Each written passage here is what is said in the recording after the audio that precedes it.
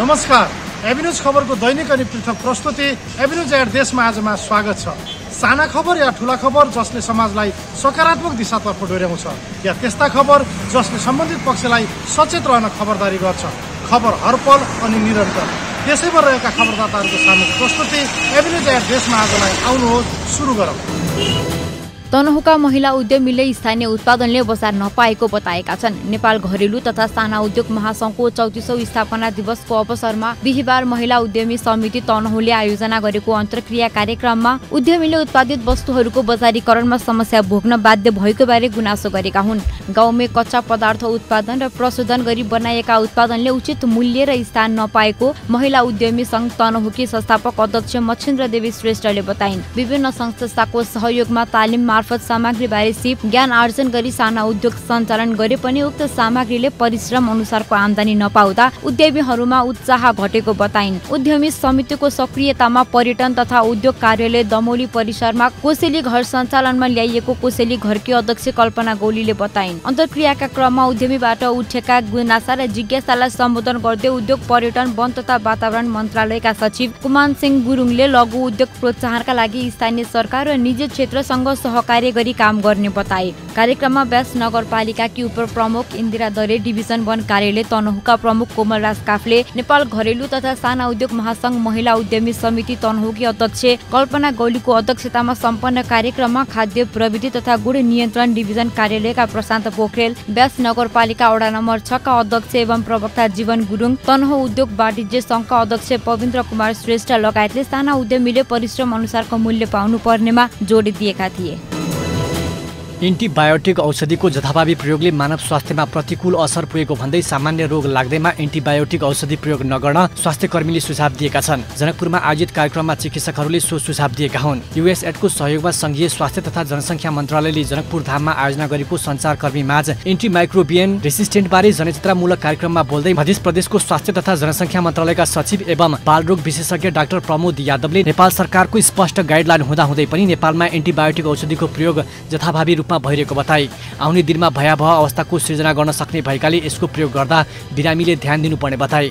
उनले साक्षरता दर पनि निकै कम रहेको मध्य प्रदेशमा जनचेतनाको अभावले पनि यसको प्रयोग बढिरहेको भन्दै आम नागरिकलाई यसबारे जानकारी गराउनु पर्ने बताए। संक्रमण रोग विशेषज्ञ डाक्टर सन्तोष दुलालले 75% सरुवा रोगहरू जनावरबाट मानिसमा सर्ने गरेको बताए। उदाहरणको रूपमा कोभिड-19 रहेको उनको भनाइ छ। विश्वभरका 50% एन्टिबायोटिक औषधि अनावश्यक रूपले प्रयोग भइरहेको भन्दै उनले आउने दिनमा ठूलै समस्या निम्तन सक्ने उनको भनाइ छ।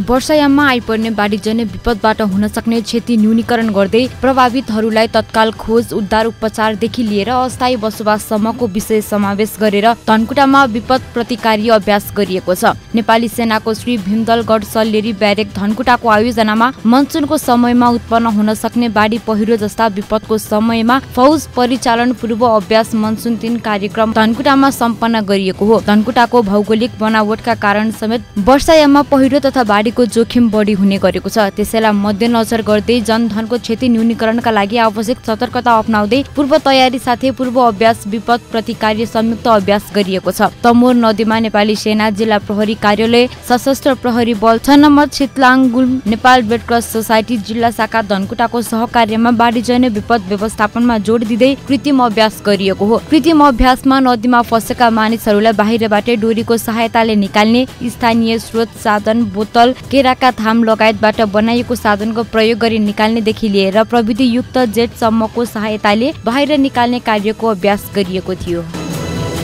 खोटाङको दिक्तेल बजारमा जडान गरिएको अग्नि नियन्त्रण फायर हाइड्रेन्ट गेट भल्भको संस्कृति पर्यटन तथा नागरिक उड्डयन मन्त्री सुदन किरातीले उद्घाटन गरेका छन्। दिक्तेल बजारमा पछिल्लो समय शहरको रूपमा विकास हुँदै गर्दा आगलागीको जोखिम बढ्दै गएकाले त्यसको न्यूनीकरण गर्ने उद्देश्यले रम्बा खोला, माछ खोला शहरी खानेपानी तथा सरसफाई उपभोक्ता संस्थाले बजारमा जडान गरिएको अग्नि नियन्त्रण फायर हाइड्रेन्ट गेट भल्भको एक कार्यक्रमको बीच संस्कृति पर्यटन तथा नागरिक उड्डयन मन्त्री सुदन किरातीले उद्घाटन गरेका हुन्। रम्बा खोला, माछ खोला शहरी खानेपानी तथा सरसफाई उपभोक्ता संस्थाले दिक्तेल बजार को विभिन्न ठाउँमा 10 वटा अग्नि नियन्त्रण फायर हाइड्रेन्ट गेट भल्भ जडान गरिएको र थप 5 वटा फायर हाइड्रेन्ट गेट भल्भ संस्थाले खरिद गरेको र त्यसलाई बजारको महत्त्वपूर्ण स्थानमा चाँडै जडान गरिने संस्थाका अध्यक्ष नवराज जोशीले बताए। रत्न पार्क, 0 पोइन्ट, पुरानो बेस क्याम्प, त्रिवेणी चौक, हस्पिटल चौक, मालपोत कार्यालय अगाडि, भानु चौक लगायतका स्थानमा अग्नि नियन्त्रण फायर हाइड्रेन्ट गेट भल्भ राखिएको संस्थाले जनाएको छ।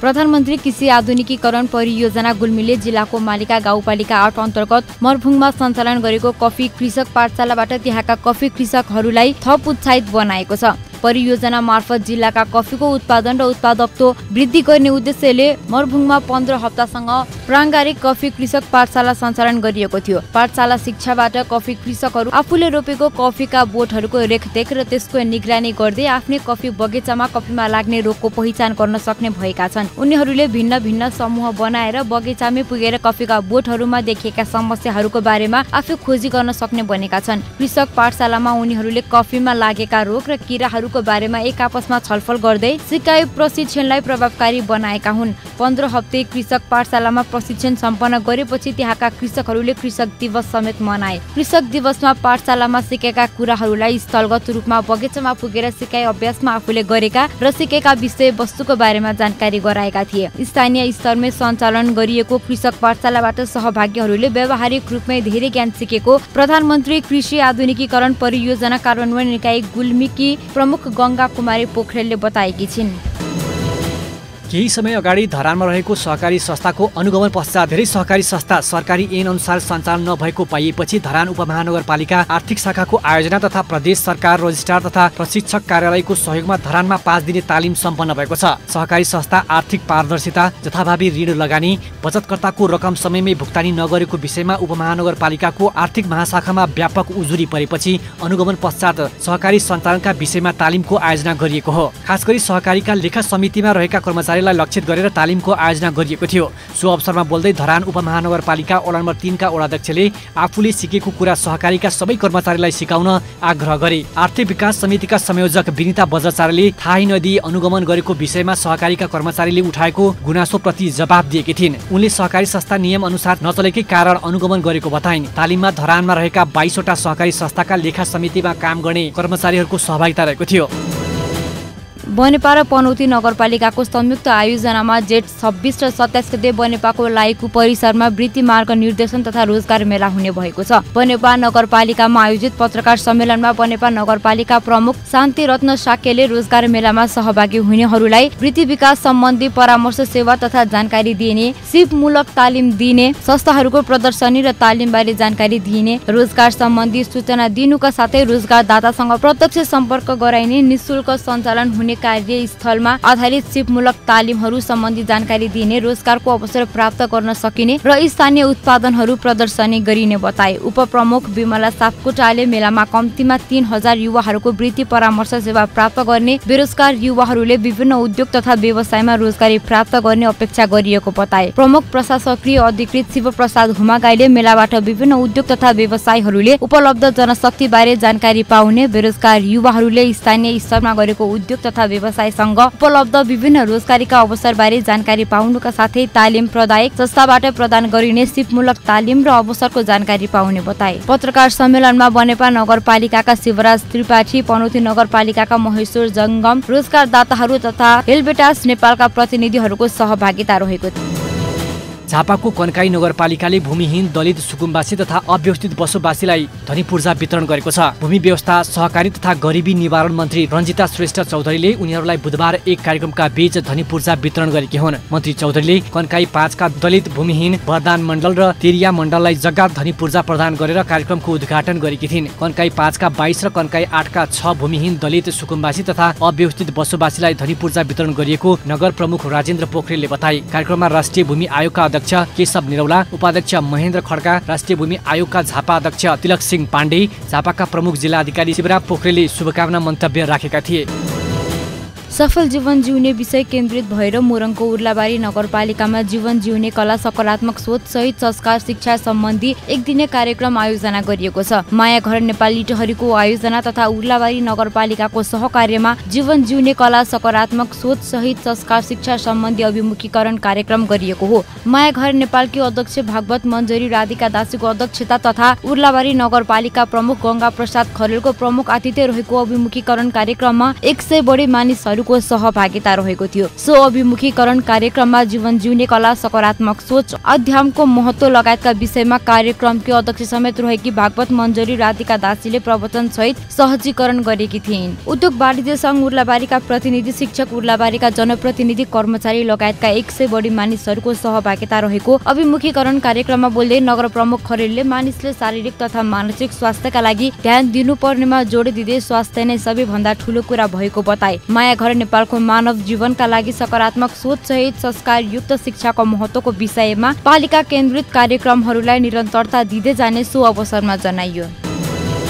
गुल्मीको मुसिकोट नगरपालिका 7 अन्तर्गत झेदी खोला बामी टक्सार सिँचाइ आयोजना निर्माणको काम अन्तिम चरणमा पुगेको छ। करिब 3 किलोमिटर लम्बाइ रहेको उक्त सिँचाइ आयोजना सम्पन्न भइसँगै त्यस क्षेत्रका 225 घर परिवार लाभान्वित हुने भएका छन्। जलस्रोत तथा सिँचाइ विकास डिभिजन कार्यालय गुल्मी मार्फत 1 करोड 31 लाख रुपैयाँको लगानीमा 3 वर्षदेखि आयोजनाको निर्माण कार्य सुरु गरिएको हो। जलस्रोत तथा सिँचाइ विकास डिभिजन कार्यालय गुल्मीका प्रमुख इन्जिनियर भरत प्रसाद सापकोटाले लामो समयदेखि सिँचाइको समस्याबाट वञ्चित बनेका बामीका कृषकहरूका लागि यो योजनाले मनग्य फाइदा पुग्ने बताए। उनले गुल्मी पहाडी जिल्ला भएर पनि सिँचाइको प्रशस्त सम्भावना भएका उत्पादनशील फाँटहरूमा अझै पनि सिँचाइ सुविधा पुग्न नसकेको बताए। उक्त सिँचाइ योजना निर्माण सुरु हुनु पहिले स्थानीय जग्गाधनीहरूले अस्थायी रूपमा निर्माण गरेको कुलोबाट काम चलाउन बाध्य थिए। जलस्रोत तथा सिँचाइ विकास डिभिजन कार्यालय गुल्मी मार्फत पक्की नहर निर्माण गरिएपछि स्थानीय कृषकहरू निकै खुसी भएको झेदी खोला बामी टक्सार सिँचाइ योजना उपभोक्ता समिति अध्यक्ष तेज नारायण सापकोटाले बताए। पछिल्लो समयमा सरकारले सिँचाइमा लगानी गरे अनुसार नागरिकहरूमा भने कृषि कर्मप्रति त्यति सक्रियता देखिँदैन। सरकारले गरेको लगानीसँगै नागरिकहरूले पनि उत्पादनसँगै सिँचाइलाई यदि नजोड्ने हो भने थुप्रै उर्वर भूमि त्यत्तिकै खेर नजाला भन्न सकिँदैन।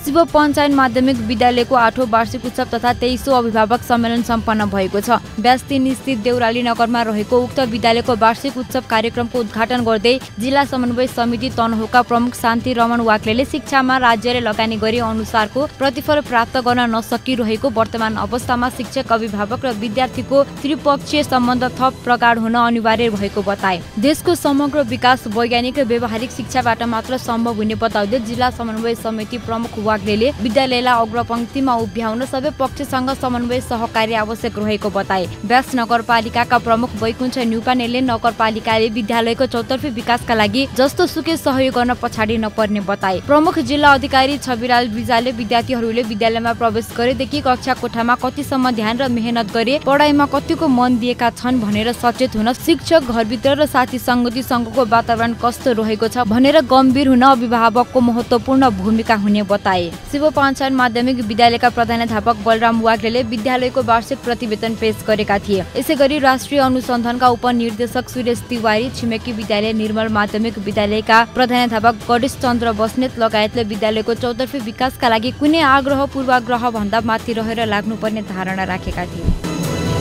लोपोन्मुख मेचे जातिको संस्कार, संस्कृति, भाषा, वेशभूषा लगायतको पक्षलाई समेटेर निर्माण थालिएको चलचित्र विक्रम देवाको छायाङ्कन अन्तिम चरणमा पुगेको निर्माता एवं नायक प्रताप मेचेले जानकारी दिए। झापा र इलामका विभिन्न रमणीय स्थानमा छायाङ्कन गरिएको चलचित्रको 99% छायाङ्कन सकिएको उनले बताए। 3वटा गीत रहेको चलचित्रमा अन्तिम गीतको छायाङ्कन बाहेक अरू सकिएको जानकारी दिए। अर्का निर्माता अर्जुन मेचेले चलचित्रको मुख्य उद्देश्य मेचे जातिको संस्कार, संस्कृतिलाई देश विदेशमा परिचित गराउनु रहेको उल्लेख गरे। उनले झापामा न्यून संख्यामा रहेको मेचे जातिको भाषा, पहिचान, खानपान, रहनसहनलाई चलचित्रको माध्यमबाट चिनाउने अभियानमा आफूहरू लागेको बताए। चलचित्रका कथा निर्देशक कुमार केसी, अन्य निर्मातामा सजिन पौडेल लगायतका रहेका छन्। 2071 साल भदौमा गरेको सम्झौता कार्यान्वयन नगरेको भन्दै मनाङ फनिङ जल विद्युत आयोजनामा प्रभावित बासिन्दाले 7 दिने अल्टिमेटम दिएका छन्। पर्वतको कुस्मा नगरपालिका 8 परादीमा रहेको जल विद्युत गृहमा तालाबन्दी गराउने गरी अल्टिमेटम दिएका हुन्। जल विद्युत कम्पनीले 10 वर्षसम्म वातावरण संरक्षण र सामुदायिक वन संरक्षणमा गराउने गरी गरेको 10 बुँदे सम्झौता कार्यान्वयन नगरेको भन्दै नगरपालिकामा ज्ञापन पत्र बुझाएका हुन्। जल विद्युत कम्पनी निर्माण गर्दा बिगारेको खानेपानी पूर्वाधार, सिँचाइ पूर्वाधार, सडक, वन क्षेत्रमा पुर्याएको अलपत्र छाडेको भन्दै प्रभावितहरू बासिन्दा आन्दोलित हुँदै वडा कार्यालय घेराउ गरेर ध्यानाकर्षण गराएका छन्। सामुदायिक वन उपभोक्तालाई घुम्ती कोष, प्रभावित स्थानीय कम्तीमा 5 जनालाई रोजगार लगायतमा 10 बुँदे सम्झौता कार्यान्वयन नगरेपछि अहिले आयोजना कम्पनीमा तालाबन्दीको माग सहित आन्दोलन गरेका छन्। स्थानीय वासीहरू सन्दुरी पाखा सामुदायिक वन सहायक वन अधिकृत लोकनाथ लम्साल, कम्पनीका प्रबन्धक पवन कुमार यादवले गरेको सम्झौता कार्यान्वयनमा जल विद्युत कम्पनीले हालचाल गरेर 10 वर्ष बिताएको भन्दै स्थानीयले 7 साताभरमा काम थालनी नगरेमा कम्पनीमा तालाबन्दी गराउने बताएका छन्। स्थानीय हरिनारायण शर्माले कम्पनीले आफूहरूसँग गरेको सम्झौता 10 वर्षसम्म कार्यान्वयन नगरेपछि जिल्ला प्रशासन स्थानीय सरकार गुहार्नु परेको बताए। विश्व वातावरण दिवस 2080 को अवसरमा होटल व्यवसायी संघ झापाले सोमबार बिर्तामोड स्थित बस पार्कमा वृक्षारोपण गरेको छ। अर्जुनधारा वडा नम्बर 11 का वडाध्यक्ष खगेन्द्र ढुङ्गेलको प्रमुख आतिथ्यता तथा होटल व्यवसायी संघ झापाको अध्यक्ष इन्दिरा श्रेष्ठ, महासचिव शिव पौडेल सहितको सहभागितामा फलफूल लगायत विभिन्न जातका 300 वटा बोट बिरुवा रोपिएको हो। साथै सो अवसरमा सरसफाई समेत गरिएको थियो।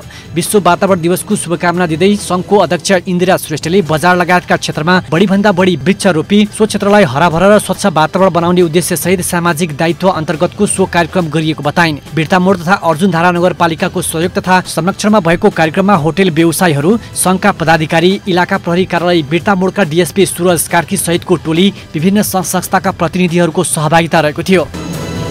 जसको कोही छैन उसको जीवन विकास भन्ने मूल उद्देश्यका साथ जीवन विकासको कर्सिया शाखाले एक दिने ज्येष्ठ नागरिकको निशुल्क स्वास्थ्य शिविरको आयोजना गरेको छ। अति विपन्न र आधारभूत स्वास्थ्यको पहुँचबाट टाढा भएका वृद्धहरूले स्वास्थ्य उपचार गराउन टाढासम्म गएर गराउन नसक्ने भएपछि जीवन विकासले गाउँ घरमै पुगेर स्वास्थ्य शिविर सञ्चालन गरेको हो। कटहरी गाउँपालिकामा रहेको जीवन विकास हेल्थ सेन्टरमा ददर, बैरिया, कर्सिया, कटहरी लगायतका वृद्धहरूलाई लक्षित गरी शिविर आयोजना भएको थियो। शिविरमा पाठेघर, सुगर, प्रेसर, नसा, हार्ट जोर्नी, महिला रोग सम्बन्धी लगायतको बिरामीहरूलाई सेवा दिएको थियो। शिविरमा पारिवारिक सहयोग नपाएका र एकल वृद्धलाई मध्यनजर गरी शिविर सञ्चालन गरिएको हेल्थ सेन्टरका मार्केटिङ अफिसर अजय शाहले बताए। जीवन विकासले विपन्न तथा ज्येष्ठ नागरिकहरूका लागि यस्तो किसिमको कार्यक्रम गरिरहेको र आगामी दिनहरूमा समेत अझै नयाँ ढङ्गबाट अगाडि बढाउँदै लैजाने बताए। त्यसैगरी केही दिन अगाडि धनपाल थान गाउँपालिका 5 स्थित मोहनलाल सरदार आफ्नै घरको छतबाट लडेर घाइते भएको र उनको गोल्डेन अस्पतालमा उपचार हुँदै आएको छ। उनको उपचारका लागि जीवन विकासले नगद 30,000 रुपैयाँ समेत दिएको कर्सिया शाखाका प्रबन्धक गायत्री पोखरेलले बताए।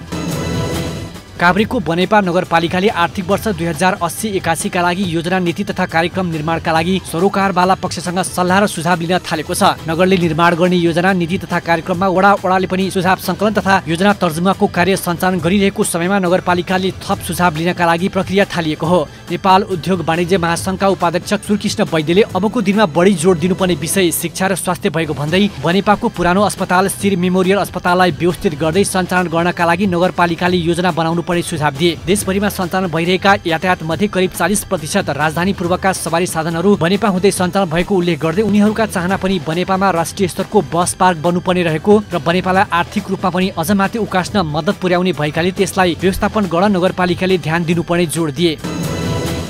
रौतहट प्रदेश स्तरीय जल उत्पन्न प्रकोप उद्धार अभ्यास आज एक भव्य कार्यक्रम गरी सम्पन्न भएको छ। रौतहट र सर्लाहीको सीमामा पर्ने बागमती नदीको किनारमा नुनथल स्थित नदीको जलाशयमा उक्त अभ्यास कार्यक्रम सम्पन्न भएको हो। नेपाली सेना, नेपाल प्रहरी र सशस्त्र प्रहरी बलको गोताखोर टोलीले बाढी पहिरोबाट सर्वसाधारण जनतालाई कसरी जोगाउने र जोखिम कार्यलाई कसरी न्यूनीकरण गर्ने उद्देश्यको साथ आज उक्त अभ्यास कार्यक्रम सम्पन्न भएको सशस्त्र प्रहरी बल मध्य प्रदेश छिनामस्ता बहिनी बर्दिवासका प्रमुख सशस्त्र प्रहरी नायब महानिरीक्षक दिपेन्द्र शाहले बताएका हुन्। मध्य प्रदेशका मुख्यमन्त्री सरोज कुमार यादवको प्रमुख आतिथ्यमा सम्पन्न भएको उक्त अभ्यास कार्यक्रममा प्रदेशका सरकारका गृह, सञ्चार तथा कानून मन्त्रालयका सचिव र 8 जिल्लाका प्रमुख जिल्ला अधिकारी, नेपाली सेनाका बाहिनी प्रति सशस्त्र प्रहरी उपरीक्षकहरू, सशस्त्र प्रहरी नायब उपरीक्षकहरू, नेपाल प्रहरीका पदाधिकारी, मध्य प्रदेश विपद व्यवस्थापन समिति लगायतको आयोजनामा भएको उक्त प्रदेश स्तरीय विपद व्यवस्थापन संयुक्त अभ्यास कार्यक्रममा स्थानीय सर्वसाधारण जनताहरूको उल्लेखनीय सहभागितामा सभ्य र भव्य रूपमा सम्पन्न भएको छ।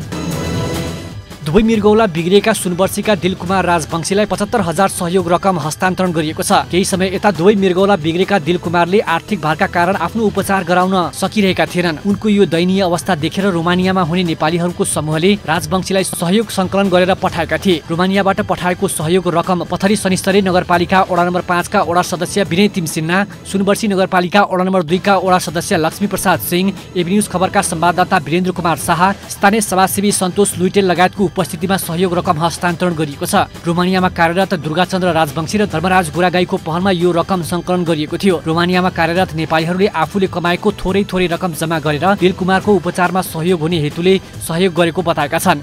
यता विदेशमा बसेर पनि आफ्नो जीवन रक्षाका लागि सहयोग पठाउने सबैलाई दिलकुमारले धन्यवाद दिँदै आफ्ना लागि भगवान जस्तै भएको बताए। अझै एउटा किडनी ट्रान्सप्लान्ट गर्न रकम अभाव भएकाले देश विदेशमा हुने सम्पूर्ण नेपालीहरूमा आफ्नो जीवन रक्षा गरिदिन अपिल समेत गरेका छन्। विश्व वातावरण दिवसको अवसर पारेर धनकुटामा भीमदल गढ सलेरी ब्यारेक परिसरमा वृक्षारोपण गरी मनाइएको छ। डिभिजन वन कार्यालय धनकुटा र भीमदल गढ सलेरी ब्यारेक धनकुटाको आयोजनाको संयुक्त आयोजनामा भीमदल गढ सलेरी ब्यारेक परिसरमा एभोकाडो, कागती, सुन्तला, अम्बा, जामुन लगायतका फलफूल, तेजपात र धुपी, कल्की लगायतका बिरुवा रोपेर विश्व वातावरण दिवस मनाइएको हो। संयुक्त राष्ट्र संघीय वातावरण कार्यक्रमको आह्वानमा हरेक वर्ष जुन 5 तारिकमा यो दिवस विश्वभर मनाउने गरिन्छ। सन् 1973 देखि विश्व वातावरण दिवस मनाउने गरिएको छ। नेपालमा यस वर्ष प्लास्टिक जन्य प्रदूषण निर्मूल पारौ, वातावरण मैत्री विकल्पको उपयोग गरौँ भन्ने नाराका साथ विश्व वातावरण दिवस मनाइएको छ। सो अवसरमा धनकुटा भीमदल गढ परिसरमा वृक्षारोपण गरी मनाइयो। वृक्षारोपण कार्यक्रममा डिभिजन वन कार्यालय धनकुटाका प्रमुख भरतबाबु श्रेष्ठ, जिल्ला समन्वय समितिका प्रमुख निरेन तामाङ, भीमदल गढ सलेरी ब्यारेक धनकुटाका गणपति सुमन थापा, सशस्त्र प्रहरी बल नेपाल नम्बर 6 गुल्म हेडक्वार्टर छिन्ताङका प्रमुख दद्दी बलामे, राष्ट्रिय अनुसन्धान अधिकृत सबिना राई लगायतको सहभागिता रहेको थियो। स्वास्थ्य कार्यालय गुल्मीले जिल्लामा बहुक्षेत्रीय पोषण सुधार कार्यक्रम र कोभिड-19 को खोप अभियान सम्बन्धी जिल्ला स्तरीय समीक्षा सम्पन्न गरेको छ। समीक्षा कार्यक्रममा स्वास्थ्य कार्यालय गुल्मीमा निवृत्त प्रमुख पशुपति आचार्यले पोषणको वर्तमान अवस्था, विद्यमान कार्यक्रमहरू र राष्ट्रिय पोषण सेवा गुणस्तर सुधार कार्यान्वयन आवश्यकताको बारेमा जानकारी गराएका थिए। उनले परिवार र समुदायमा पोषणको महत्त्व, कुपोषण र त्यसको प्रभाव, पोषण सम्बन्धी तथ्यहरू, नेपालमा बाल मृत्यु दरको अवस्था एवं बालबालिकाको मृत्युमा पोषणको भूमिकाको बारेमा सहभागीहरूमा जानकारी गराएका थिए। जिल्ला समन्वय समितिका प्रमुख दोर्ण बहादुर खत्रीले उद्घाटन गरेको उक्त समीक्षा कार्यक्रममा खत्री सहित स्थानीय पालिकाका प्रमुख तथा उपप्रमुख, स्थानीय तहका स्वास्थ्य शाखा प्रमुख तथा सरकारवालाहरूको सहभागिता रहेको थियो। त्यस्तै नेपालमा 6 देखि 59 महिनाका बालबालिकाहरूमा पोषणको अवस्था, फुड्कोपन, कम तौल, ख्याउटेपन, मोटोपन, मार्ती तथा पोषण सम्बन्धी सूचकहरू, रक्त अल्पताको अवस्था, स्तनपान, खाद्य विविधीकरण र नेपालमा पोषण सम्बन्धी नीति, योजना, रणनीति तथा कार्यक्रमहरूको बारेमा आचार्यले जानकारी दिएका थिए। जिल्लाको पोषण अवस्था सार्वजनिक गर्दै स्थानीय सरकारका नीति तथा कार्यक्रममा पालिकाहरूलाई कार्यक्रम निर्माणमा सहजीकरण गर्ने उद्देश्य रहेको समेत जनस्वास्थ्य निरीक्षक बोम अर्यालले जानकारी दिए। पाल्पा फुटबल संघको आयोजनामा तानसेनको टुडीखेल मैदानमा जारी कर्णेल Ujir Singh Palpa gold cup football प्रतियोगितामा horizon football club Waling Syangja र Roaders Rampur football club Chitwan फाइनलमा भिड्ने भएका छन्। तानसेनको टुडीखेलमा भएको प्रतियोगितामा होराइजन फुटबल क्लब वालिङ स्याङ्जाले दि फेमस महेन्द्र दलगण पाल्पालाई 2-0 गोलले पराजित गरी फाइनल प्रवेश गरेको हो। होराइजन फुटबल क्लब वालिङ स्याङ्जाका 17 नम्बर खेलाडी टिकाराज गुरुङले खेलको 7 मिनेटमै गोल गरेका थिए भने खेलको 81औं मिनेटमा 14 नम्बर खेलाडी विरेक चौधरीले गोल गरी टिमलाई विजयी बनाए। बुधबार भएको सेमिफाइनल प्रतियोगितामा Tikaraj Gurung man of the match भए। उनले नगद 3000 पुरस्कार पाएको सञ्चार संयोजक करण चित्रकारले बताए। 12 टिम सहभागी भएको प्रतियोगिताको फाइनल जेठ 27 गते शनिबार हुनेछ। प्रतियोगितामा प्रथम हुनेले नगद 3 लाख, दोस्रो हुने टिमले नगद 1,50,000, पाल्पाली करुवा ट्रफी, मेडल र प्रमाणपत्र पाउने पाल्पा जिल्ला फुटबल संघका अध्यक्ष प्रणय वीरजङ राणाले जानकारी दिए। देशकै खबर अनि खबरभित्रको खबर खोज्ने हाम्रा खबरदाताहरूको सामु प्रस्तुति एभिन्यू जे8 देशमा आजमा हामी त्यस्ता खबरलाई ध्यान दिन्छौँ जुन खबर ओझेलमा परेको छ र बन्न सक्छ खबर। एभिन्यू जे8 देशमा आजको लागि यति नै। भोलि फेरि यही समयमा उपस्थित हुने नै छौँ। खबरभित्रको खबरका लागि हेर्दै रहनुहोला एभिन्यूज खबर। नमस्कार।